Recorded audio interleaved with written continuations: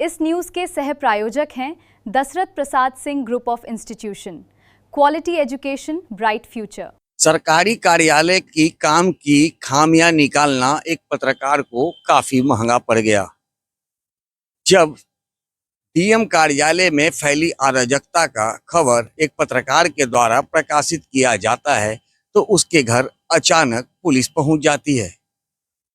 दरअसल यह मामला वैशाली का है, जहां पर एक पत्रकार के द्वारा डीएम कार्यालय की खबर चलाने जाने के बाद रात में अचानक उनके घर मद्य निषेध विभाग की टीम पहुंच जाती है और उनकी जांच की जाती है।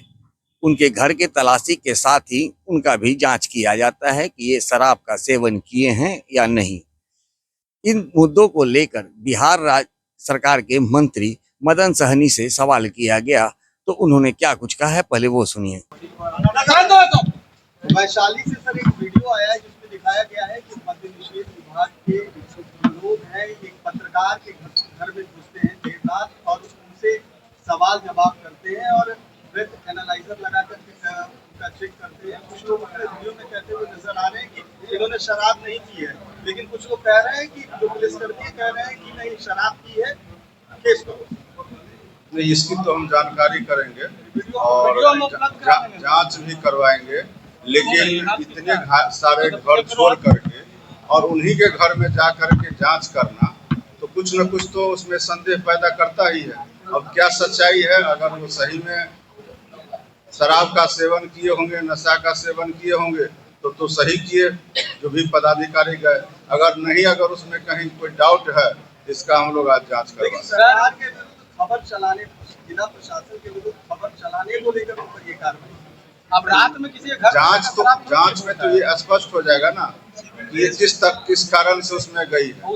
लेकिन एक बात तय है कि बिहार में पूर्ण शराबबंदी है और इसको हम लोग सख्ती से लागू किए हुए हैं, आगे भी ये जारी रहेगा। ब्रेथ एनालाइजर में 0% अल्कोहल निकला।